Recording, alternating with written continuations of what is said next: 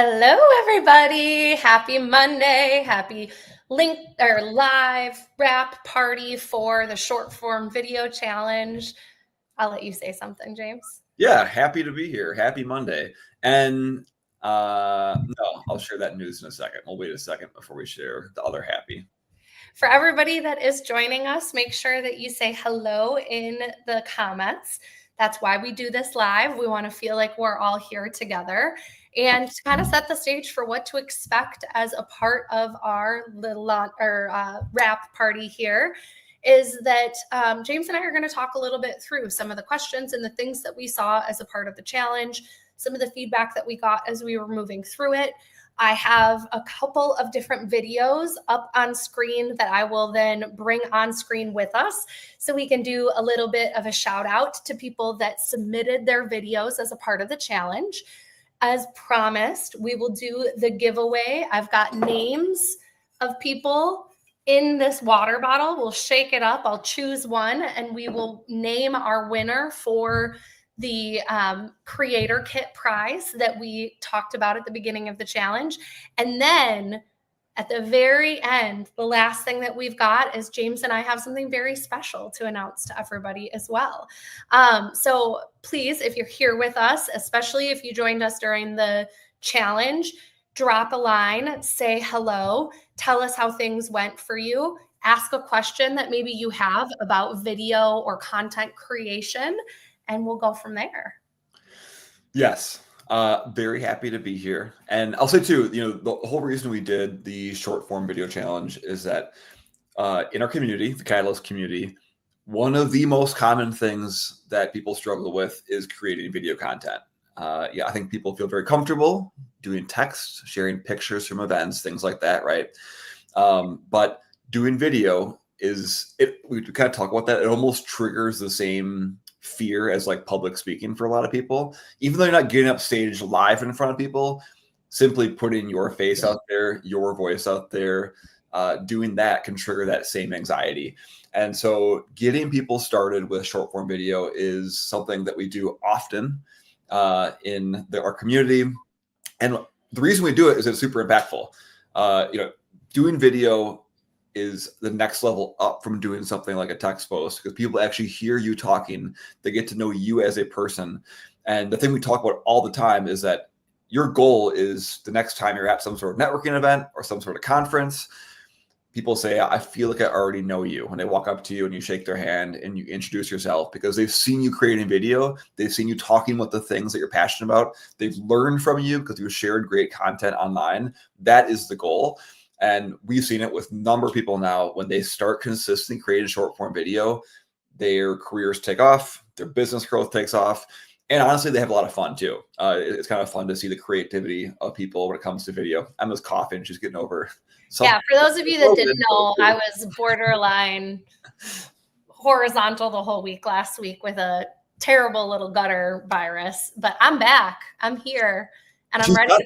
Well, I'm going to interrupt you now because it's also Emma's birthday. So if you see Emma on the internet today, make sure to wish her happy birthday because it's her birthday today. And we were going to take off and just enjoy her birthday. But Emma loves live streaming so much that she said, no, let's host a wrap up party on my birthday. I actually think because I'm so modest and hate my birthday so much, I think I said let's do it on my birthday. I'll wear a crown, but clearly I forgot the crown part of it. But I also love to just be here with people that are trying to get better and do new things. And you can't really fully take off like a Monday on your birthday when you've got something exciting like what we've got going on today. So after this, we will find our way off to do something fun. I promise I won't be working too hard today. Yeah. Well, so I already shared this with our team, but this is a fun little note here. We're going to go kayaking. So we live in Madison, Wisconsin. We'll talk about Madison, Wisconsin later in the conversation today. But we have some nice lakes and natural resources around us. So we want to go kayaking. But our current forecast is cloudy and humid with a couple of heavy thunderstorms. Storms can bring flooding downpours, hail, damaging wind gusts, and an isolated tornado. So we are no longer going to go kayaking. We're going to find something else to do. But we will have fun either way. So again, thanks for being here. I think to kind of start things off, and and Emma, you're more of the short form video expert because you're the TikTok star here. Maybe we can just talk about some tips to getting started. And one thing I really appreciated as part of this, quick 3-day sprint short form video challenge is we actually got some good questions via email, people emailing us, asking us things, some tips, some thoughts as they were going through the process. So maybe before we dive right into the videos, we can just talk about that quick of like some very common questions we hear and some ways to overcome them when it comes to creating your first short form video. Before we get to that, we can't like completely go past the fact that Curtis requested that you drop some bars. He was really hoping for like a rap party. And then now there are multiple people, James, in the comments that have said that they would like you to please start rapping. He's gone now, guys. So clearly that call for a rap. Oh, never mind. Weston, who's also in the comments, me and him used to be in a Jack Johnson cover band back at the end of high school, early college. So I can't rap, but I can play some pretty crappy guitar. So maybe that'll happen later. But then also we do have a question in the chat too. So we'll get to you in a second here, Chelsea, after we kind of talk through some of what we got via email. But also anybody else that has questions about video, how to move through like whatever challenges you might have come up against. Let's talk through those. So one of the first things that we heard was like, how do I like make this natural? Like, how do I go about showing up on camera in a way that doesn't feel like I am like preaching to people or like talking down to them? How do I make it feel like something where I can build that connection? First is, chances are you are overthinking how you're showing up on camera. So the person that told this to us, I watched their video and I thought to myself, nothing about that makes me feel like I'm being talked down to. It actually gave me a chance to get to know the person a little bit better and like learn more about them. But the second piece of this and the advice that we gave them was to pick a specific person to have on the other side of the camera. So rather than trying to think through like, okay, here I am creating content or I am making a video for LinkedIn, think about picking up your phone and FaceTiming with somebody. Maybe it's your favorite client. That's my like go-to advice to people is to like think about the client that you enjoy working with the most, that you can crack your sense of humor's jokes, that you can interact with them and talk to them about all of the other things that are going on in their lives, that they'll come to you when they've got questions or need your professional opinion, and you're used to having that kind of back and forth and dialogue with them. Then pick up the phone and pretend that they just FaceTimed you asking whatever question you're going to answer, or pretend that you're having a conversation with them about your thoughts and feelings about something that's really like a hot topic in your industry. If anybody's ever seen like some of my most successful posts have been self-admitted little bits of rants on things that bother me within the industry or things that I think people should know. And when I'm doing that, I usually am kind of pretending that I'm like going on a rant to James, because poor James over here gets a lot of my daily rants, but then you all get to see like a small slice of that when I show up in that capacity. But that feeling of feeling like somebody is FaceTiming with you goes a really, really long way when you are able to like from like a trust building capacity and being able to see you as a person and how you would show up naturally. So that's kind of the first piece that I wanted to put out there. James, what other kinds of advice do you think people are looking for when they feel like maybe they're not naturally? Yeah, definitely have a person in mind you're talking to is my number one tip. Some other things that come to mind are you interact with customers on a regular basis. And this is, I say this in that most people who are creating content are trying to talk to prospects and customers, but I also know there's some leaders that are talking to maybe people internal in their organization too. But long story short, you talk to people every single day who are your target audience for the kind of content that you'll be creating. My suggestion is to always be listening to what they're asking, because when it comes to content ideas, there's an endless stream of them. When you think about the conversations you're having with prospects on a regular basis, what are those questions that come up every single time you talk to a prospect that you have that really good answer for, that helps kind of unlock that next stage of mindset for your buyer to go from, cold prospect to very interested in what you're having to say.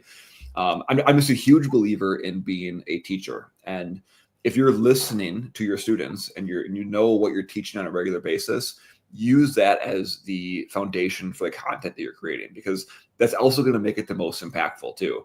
Because likely if, 3 people ask you that question this week, or you explain that topic 3 different times this week in different meetings you had, there's probably 300 people in your LinkedIn network that might be asking the same question or benefit from learning that too. So that's one thing. Another thing, and we'll pull up some of the videos that people submitted shortly here. One thing that everyone did really well actually in these videos was that they did a very simple topic.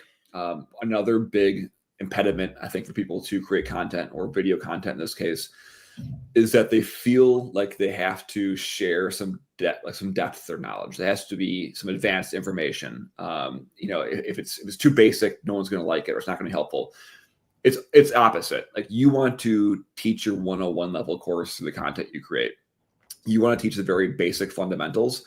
Just because you're an expert in it does not mean that the rest of your audience is. So it's really important to kind of keep that mindset as you're going through this. And if you're a Buddhist person like me, there's that beginner's mind, right? Like, what kind of going back to that beginner's mind of like, if you're learning from the beginning, what do you want to teach people? That's something I highly recommend, because even the people that already know it, when they see your content, they're like, oh yeah, I agree with that. And they'll comment and they'll be, clapping for you, and life will be good. But for your prospects, that will be a very good stepping stone to get them started on learning. And of course, your job then as that favorite teacher is to then consult them further down in the sales process and help solve their problem. But right now, you're just trying to help them understand the foundational stuff. So again, I wanted to call that out just because the tips and the content people created that were submitted as part of this challenge, I thought all did a great job of that. Yeah. And then another piece of advice coming in from the audience here, which I think is really wonderful, is to create the content that you want to watch. And I think that this is like a really it sounds weird to say like profound, but I think that this is really true, because like, when you're creating the type of content that you find entertaining, engaging, educational, you're naturally going to start to show more of your personality, and like your natural style is also going to come out. So not only are you going to be finding the right audience that resonates with like what you're teaching, but they're going to resonate with you as a person, because they're going to find your version of that content like interesting. So when you go to my TikTok account on TikTok, like, my sense of humor shows because I enjoy watching content that makes me laugh. I show my rants and whatever else because I enjoy having that kind of like back and forth conversation and challenge from other people. So just like kind of, I think that's a really great way to put this and put that out there, is to also like think like you're talking to a real person, but create content that you would be interested in.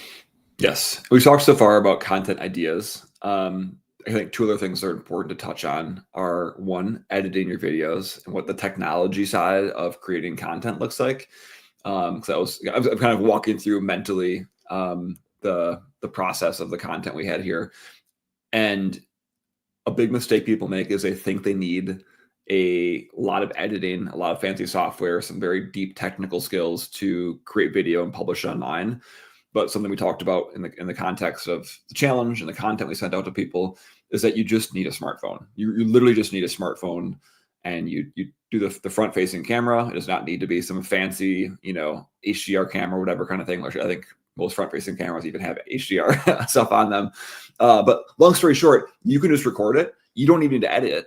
You can just do it all in one take. It might take you multiple takes to do that recording, but you can just do it all in one take. Or you can do some very simple editing, like using something like CapCut and taking out pauses in between, or taking out mistakes you made and just kind of restart saying them again. So it does not take much at all to do this. Again, you just literally need a smartphone camera and a window with some good natural light coming in. So you're not in some sort of like dark, loud cafe or something like that, but just something that you can have where it's a quiet space, you have a light and you have a camera, you can do this. So that's one thing I wanted to call out. And the other big thing And probably the biggest part of this challenge is literally just posting it, and not being afraid to have imperfect content. Imperfect. Look at me. Not being afraid of just putting it out there. And I'll be curious to hear if anyone's comments in here as well, because I think some of the people that submitted their videos, it was their first time creating video content. For some, it was they haven't done it a very long time. But that fear of posting it is much worse than the actuality of posting it. And a thought process on that too is just that people want authentic content. They don't want polished video when it comes to this type of video, right? Like I'm all for great professional video, but when it comes to social posts and vertical video and things like that, you will actually perform better if it's not perfect. And there's been lots of good data on this. And I have some friends who do some heavy paid advertising on the social side. And they talk about that the ads that actually perform best are the ones that look uglier, because it's more natural and people are more inclined to watch that. So keep that in mind too when you're creating content, that having it not be perfect, having your hair be, not intentionally messy, but if you're walking around and it's windy outside or something's happening, that's totally fine. And if anything, it actually might make your content more engaging. So those are the other two things I want to call out too. So Chelsea asked in the comments about like kind of the best call to action on LinkedIn if you want to share a free resource. So is it best to have somebody send you a DM or ask for email, send a PDF? Typically what I have found converts the highest on LinkedIn is doing like a landing page of some sort where you allow people to enter in their email address and get the resource back. Sometimes you can do similar things to what you'll see on other platforms that are a little comment heavier, where people will say things like comment this word and then I will DM you and like get you your resource.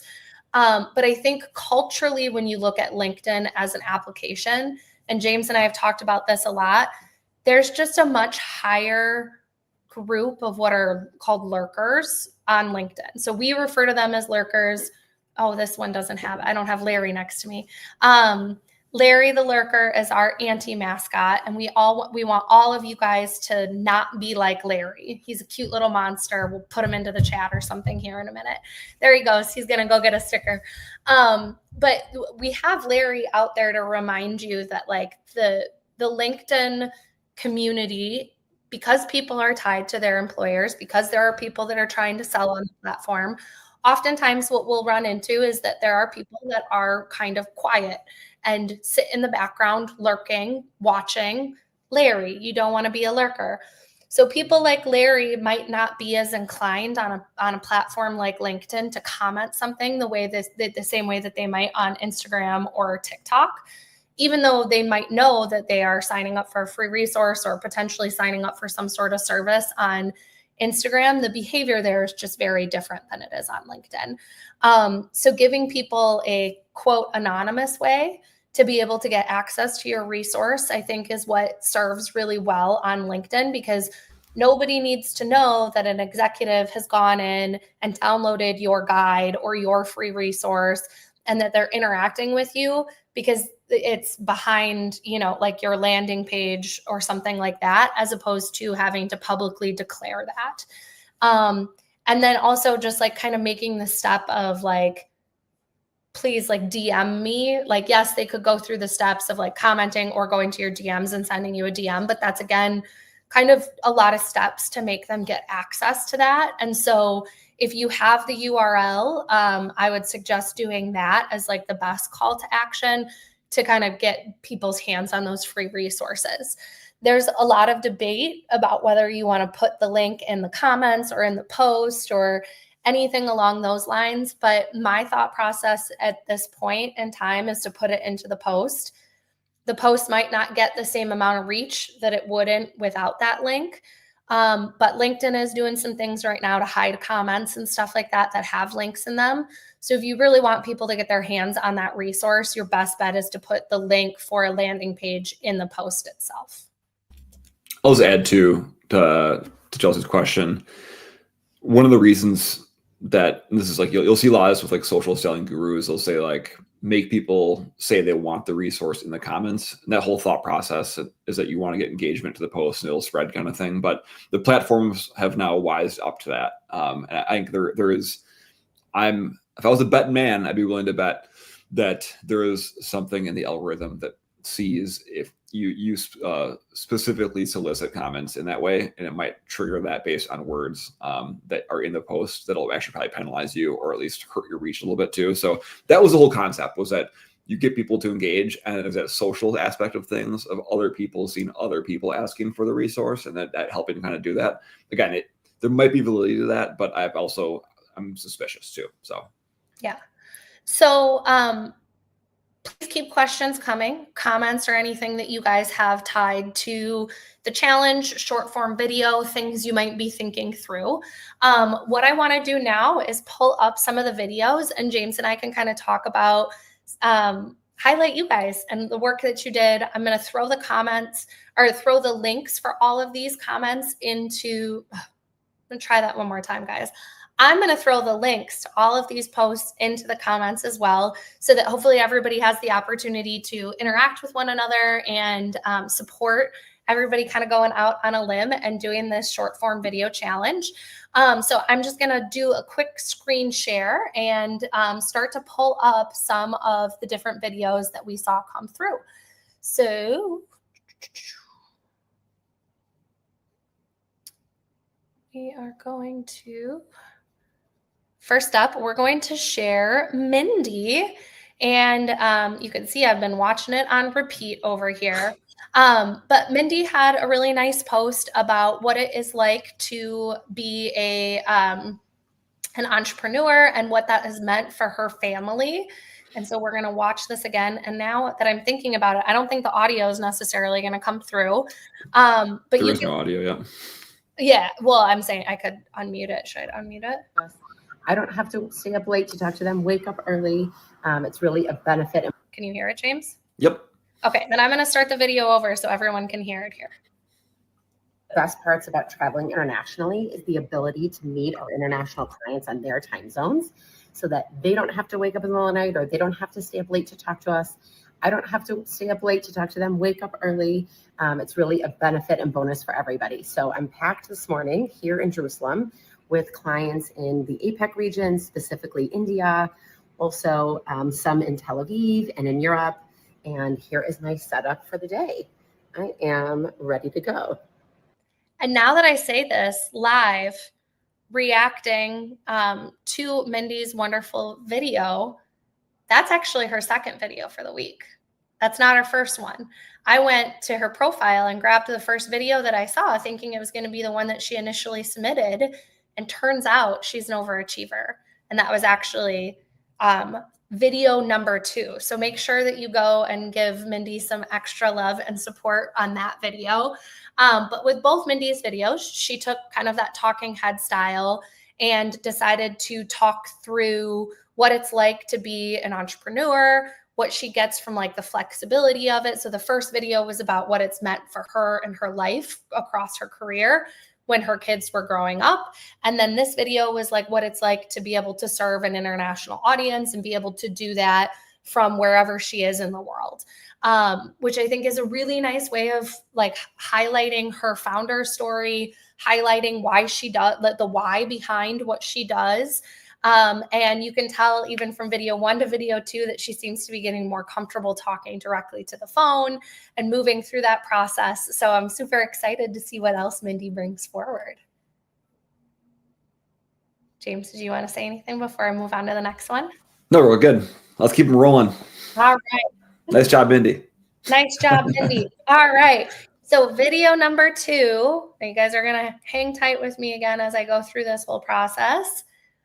We've got Josh, and I really liked this one. So we're going to actually pause it here on the screen in a minute once we spend on video. Okay, can you hear it, James? on average just 6 seconds reviewing a resume before deciding to move on or not. Hi, I'm Josh, and I've spent the last 7 years recruiting great people to work for great companies in the insurance space. Here's a quick tip for resume building, and I've created this resume for my Greyhound Corey for an example. First tip, and this may sound obvious, but you'd be surprised at how many people miss it. is make sure your contact information is easy to find up at the top and readable. This includes your name, location, this can just be city and state, email address, phone number, and optional at the end is your LinkedIn profile. Keep it clean, readable, and simple. You don't want a recruiter to have to hunt for the basics. If you need help with your resume or want this free resume template, send me a message. I'm happy to help you put your best foot forward. I like that one. So that was a handful of things I like about that. Number one, great hook at the beginning. He also went above and beyond to the green screen effect, which even I'm just still getting new with too. It was very funny. If you actually read through on the Recruiters skills, spend it's on too average. small to see on the screen here, but again, I'm will share the link in the comments. Oh, she's zooming in. His skills: sunset zoomies, strategic napping, treat negotiations. So he had some fun humor in there. But that all aside, one thing I want to call out too, which again I said at the onset here, is that it's a very simple tip, right? As someone who's a recruiter, you can probably dive deep into, the intricacies of negotiations and that kind of stuff. No, this is a simple resume tip is what the video content was. And again, that's applicable to anyone. Even if you already know some of those things, it's more of a refresher, it's a reminder, that kind of thing. But it's kind of going back to the idea of teaching that 101 level basic stuff. So I really appreciate that. You're muted, Emma. The first time I watched it, I thought it was very funny that he had the dog come in. I was impressed again, to James's point, with like the challenge of taking on the images, the green screen background, like definitely not afraid of doing a little bit of editing and showing his personality. But then it was like the second time that I watched it that I realized that like the resume in the background had all of that like rich detail. And I'm also just like a sucker for a person that names their dogs human names. So I was immediately a fan of Corey and his zoomies, because we can appreciate that as dog owners with our new puppy. So great job there. I put the link into the comments as well for people to follow and support. And then let's pull up another one here. And sorry for not having like super sleek transitions here. I can't download other people's videos the same way that I was hoping I was going to be able to. So we're going to hop into Laura's video. So I will get this started. Are you tired of daydreaming about your ideal career? I can help you build it. The secret is easier than you think. It's about who you know, building relationships, and taking action. Hi, I'm Laura, and I've spent the last 10 years helping others grow in their career and give them expert advice. What I'm going to do today is give you some homework. Think about someone who inspires you. Then make sure to figure out a way how to connect with them. Give yourself a deadline so you make sure to follow through. Your future self will thank you. Follow me for more tips on career advice. So Laura did a really great job of adding the captions to the video to give it like a little bit of a different, maybe more exciting vibe while she was talking directly to the camera. Again, like James said, a really good quick tip for people to be able to take from it and have a little bit of homework to do after the video. And I know that from talking with Laura in the past, that video is one of those things that she's definitely getting more comfortable with. So it's wonderful to see her showing up and putting that video out there. So I'm going to again add this one to the chat. James, did you want to add anything?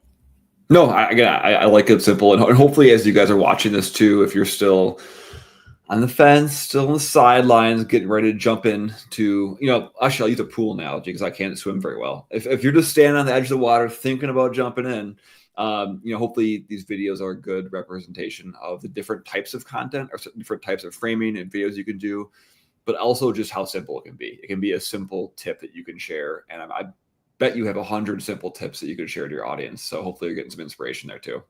All right, I've got two last ones that I want to feature, and I know that they're both on with us. So we're going to get started, and I am going to share Chelsea's video to get us going here. All right, so I'm going to back it up and start the audio. Tired, or are you totally burnt out? It's your recovering burnout bestie, Chelsea, with some tips. There's so much debate around this topic, and I think that the topic of burnout is actually becoming kind of cliche and is being overused in our society. There's a difference between stress and burnout, and I want to make you really fully aware of this. Stress is a normal part of life. It is healthy to an extent. It comes and goes in waves. It usually or typically is when you have maybe a busy season of deadlines or your kids have a lot of events going on. Stress is temporary. It is something that you can restore yourself through a great night's sleep, taking a break from your day, going for a walk after like maybe a really challenging conversation or a meeting. Stress is meant to come in seasons and not have a long tailwind. Burnout is so different. Burnout is rooted in chronic stress. So stress that has been ongoing for weeks, months, years. It is partnered with emotional exhaustion and a sense of detachment. You lose pieces of yourself when you are burnt out. You stop having relationships with people or fulfillment in the work or even in your personal life. You stop doing things that you love when you are burnt out. If you're wondering where you fall on the scale between stressed and burnt out, comment below and I'll send you my free resource that I use regularly to check in. Woo! Well, there's a couple of things that I love here. One, Chelsea, you did such a good job with following kind of some of the framework that we've pointed out as a part of like the challenge. So doing something to catch people's attention, giving an introduction to who you are and why they'd want to listen, providing a lot of value, and then having a strong call to action at the end. So I think your like framework for which you created within was very strong. I also just felt like you were talking to me. And I've been on the other end of FaceTiming with you, but like I felt like that's what we were doing. I felt like you were just talking to me and sharing an experience that you have and some knowledge that you have. Yes. No, and it felt very natural. It's a good tip too, right? Again, relatable, simple stuff based on what you're doing too, which again, it goes right back to everything I was saying earlier. I also like the dryer comment.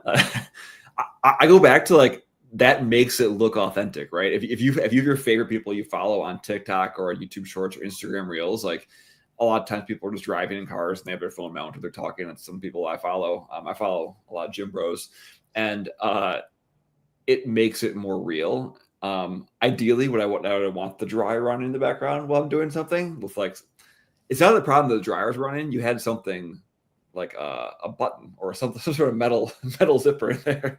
But like, again, it doesn't matter. It actually makes it more real. It didn't detract from the audio. It wasn't like it didn't even come to mind for me. No, yeah, I didn't even think about it until you posted a comment. But again, I go back to that point that this is the beauty of short form video. You're not creating a video piece that's going to be on your homepage, your website. Yes, that should be polished. That should have music. That should have all the fancy stuff that I don't even know how to create when it comes to video editing. A short form video should be you just talking to your audience the way you did. So that's perfect. I will get Chelsea's added to the comments here as well for everybody to go support in just a minute. But I've got one last video for us all to watch here. And then we will do the grand water bottle drawing. From inside the water bottle, I will grab a name and we'll give the creator kit away as well. Okay. Here we go. Felipe, here you are. Someone with Here we go. data as a product? I first encountered this philosophy about 4 years ago. And at the onset, it makes sense. Data has owners. It touches various domains with their own subject matter experts, and it requires care and feeding. Someone with a product ownership mindset to really understand what those increments of value are to continuously deliver on our data products, formerly known as dashboards, reports. It might even take the form of consultation, coaching, and understanding what are the metrics that matter, to separate data and noise from the insights that are actually going to move the needle. To do that is no easy feat, and I don't know if there are many people out there who share the same philosophy as me. Do you? Have you heard of the DAP mindset? Where is your organization on your DAP journey? I'd love to hear from you and see how many of us are really out there. I'm trying something new as well here with this format, so please let me know if this resonates with you, and we'll see if we keep this experiment going. But I'd love to hear from you. So Felipe, great video, very engaging, and very, again, 101 level, explain what it is, explain the philosophy behind it. I just want to call out your, well, can I pop you on screen? I can. I got the power. Nice. Taking Emma's power from her. A lot of people hate listening to themselves or watching themselves on screen.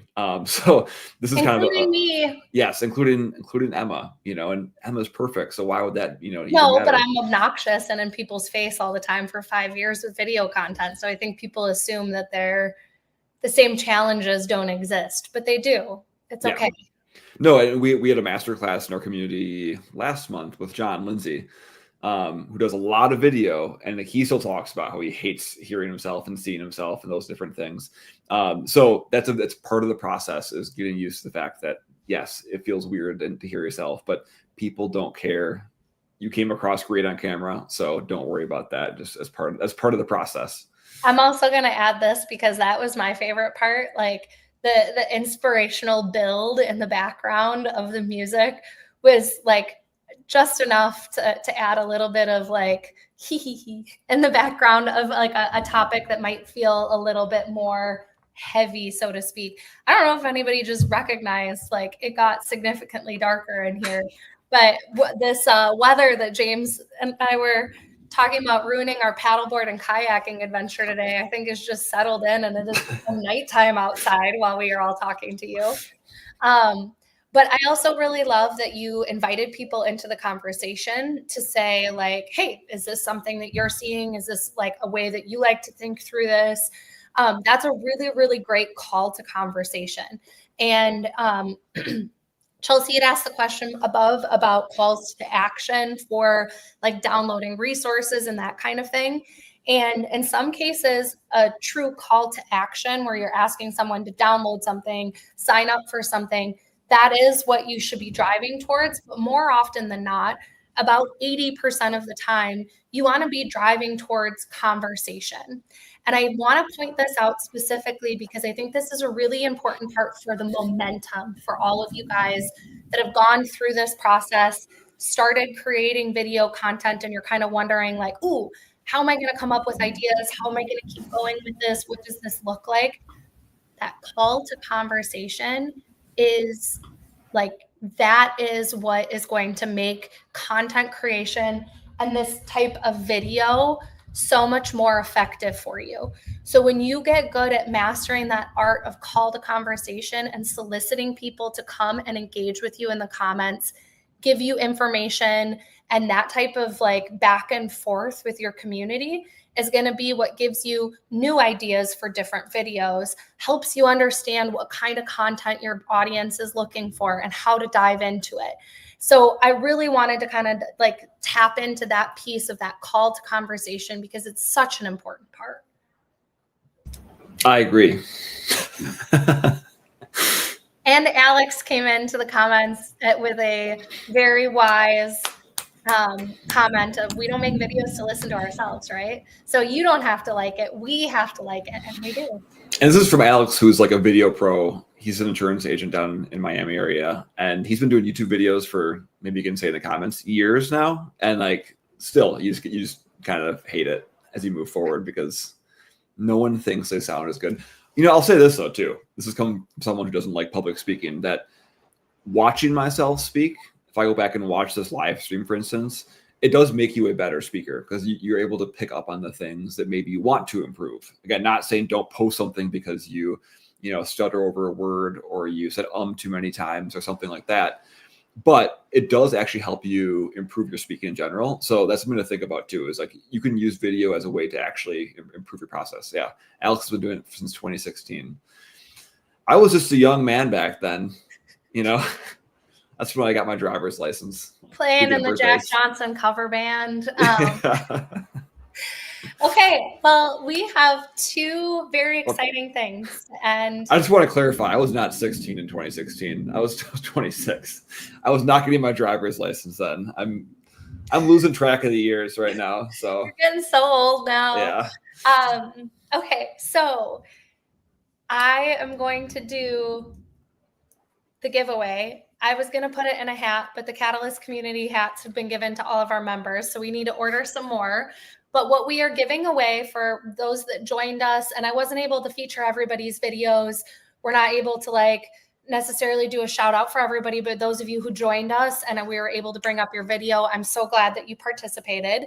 The people that did submit videos that we had the opportunity to see that they tagged us in, I put them into the Catalyst community water bottle. This will be a part of the creator kit that you get. So we're going to put some Catalyst community swag in there, as well as some upgraded, good news. You still look beautiful, James. I'm going to we'll put some upgraded video equipment to help you along on the journey of continuing to create content. So James, do a drum roll, or someone in the comments throw in a drum roll for me so that this is a little emojis. Do you hear the thunder? The thunder responded, everybody, and gave me a drum roll. I'm going to take it as the universe is participating. All right. Our winner is Josh Fisher. I don't think you can really read that on my little slip of my very official slip of paper. So Josh, you are our winner. I will reach out to you later today to talk to you about getting the specifics so that we can send your information or send our little kit your way. And then we expect to see more witty content with Corey in it moving forward as a part of the creator kit that you have there. This is going to be the last call for questions. Does anybody have any questions? It's really getting stormy out there, everybody. Does anybody have any last minute questions or things that they would like us to talk through before we make one last very fancy, very important announcement? It's all right. It was so fast. People have to leave the live stream and go back. I will say there was something I want to call out. I can't tell who it was because this is LinkedIn user for me. But someone said pretty people have an easier go of it, right? No, I've seen some ugly creators. It's number one. Number two, that's just not how, like, yes, being pretty. And I say this as someone who's not pretty and who's married to a beautiful wife who creates content. And I think Emma said it earlier, or someone might have commented and she's reset it, but create the kind of content that you like to consume. And Emma and I's content is very different. And what performs well for me does not perform well for her, and vice versa, because her audience is built around the content that she creates, and my audience is built around the content that I create. So find the medium, find the stuff that you want to talk about. You will attract the right audience to you, and you will not build a good, productive, valuable audience simply by being pretty. For most services that people sell, right? At the end of the day, you want people to be attracted to you because of the content you're producing and either the educational value or the entertainment value of it. So don't worry about the way you look, as long as you look professional, right? Don't show up with like food in your teeth like I do sometimes. But like you want to look professional. But long story short, being the pretty. The other side of this is some of my content that has performed best for me is actually some of my most like raw, traditionally ugliest content. And not like that I'm being disparaging, but it's when my hair is a crazy mess, I'm wearing an oversized sweatshirt, and there's just something really interesting that I need to talk about.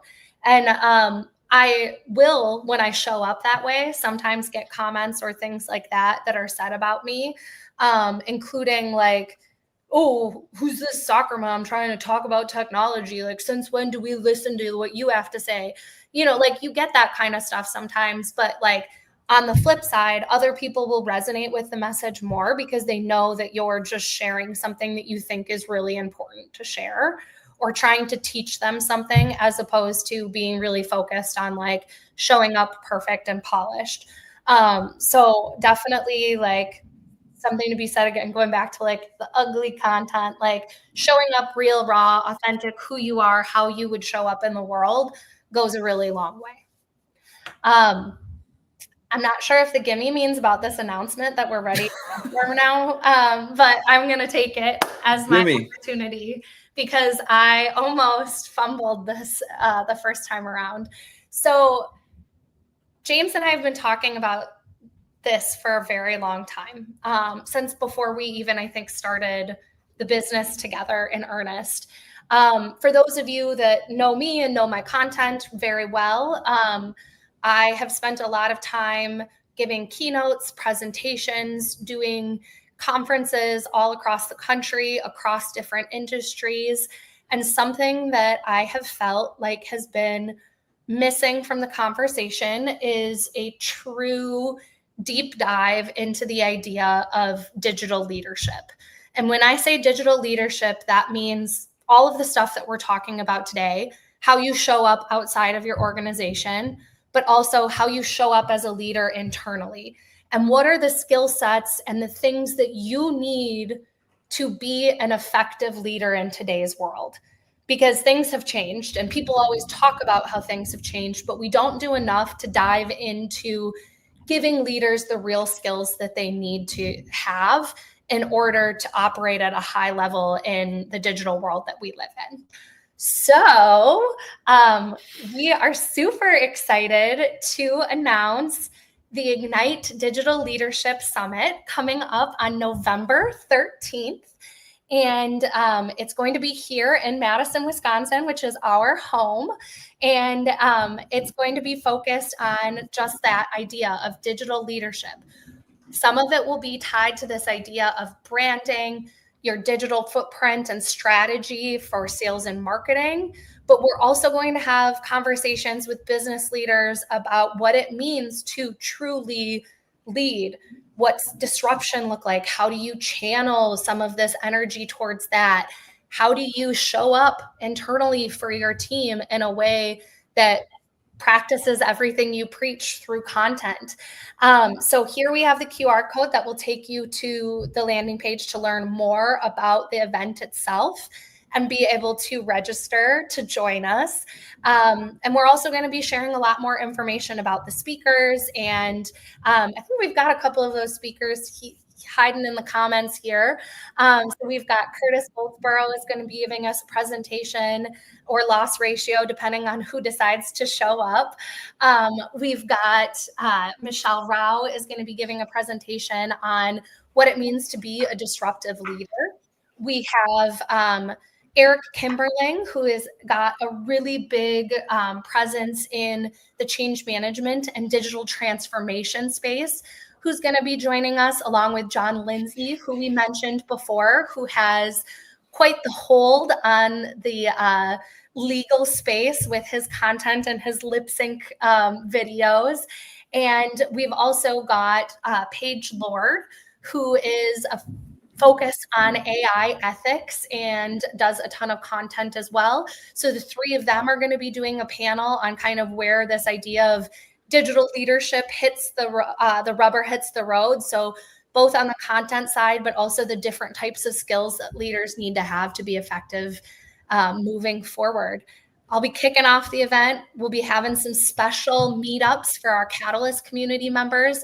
So you can certainly jump into the community before the event. We have a discount for the event registration itself, as well as some special events that are set up for the Catalyst community during the week of November 13th.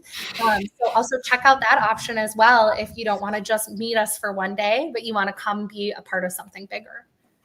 Yes. I'm super excited for this. ACLS in Madison. I feel like when we go to different events, it's always So it's some big fancy cities, but here we are in Madison, where it's right on the Capitol Square. So if you're familiar with Madison, we have a cool state capitol building, and actually the venue's right across the street from it. So it's right on our main Capitol Square. But I'm more excited just because of the content that we're going to have. Obviously, Emma went through the speakers shortly here, but every one of those people who is speaking does a great job with understanding and implementing digital strategy, whether it's the actual implementation of technology within their organization, or it's the content that they create and the thought leadership they do from that content. But I know that this will be a very good inspirational group, and it'll be people that just take action. These are like doer people, which I appreciate too. So if you are looking to get started and you're looking for a simple way to implement a digital strategy, these people can all kind of lay that road out in front of you and talk about what that looks like. And they're all very different too. You have some people that rap and do fishing videos. You have some that do Fun Fact Fridays, but you have some that do AI parody song things. But I look at like people like Eric, who does great job with just in-depth explanations and the kind of more of the technical resource kind of thing. So a very wide variety of people from different areas of the world of technology. So it's going to be cool. I'm super excited about it. I'm also excited just to meet a lot of people in person who we've been interacting with here online. As Emma said too, if you're part of the Catalyst community, we're going to have a discount code for the actual tickets and stuff. But beyond that too, we'll have a little happy meetup. But for sure, if you're not part of the community, we want you to come. We want you to join us. It's going to be a fun time. So scan that QR code, check it out. If you have any questions at all, just shoot us a message too. We'd be happy to chat with you about what the event or answer any questions you have there. And with that, I think we will wrap up the live stream today. Thank you everybody for joining us, for everybody who submitted a video to the challenge. We're incredibly proud of you. It sounds so like silly to say, but like that first step is the hardest step, and you've done it now. So give yourselves a pat on the back for completing the challenge. And thank you very much for trusting us to help guide you through that process. And as we said, reach out if you've got more questions about video content, the Catalyst community, the Ignite Digital Leadership Summit. Yay, I get to say it out in the world now. We love the opportunity to get to help people move through this process, and we're so excited to keep doing it. Thank you everybody for also hanging tight with me as I got birthday messages popping in, and then for anybody that threw them into the comments, I appreciate it. And now we're gonna go check out if the world is shaking all around us with this thunderstorm, and we'll catch you all soon. Bye everyone. Thank you. Bye.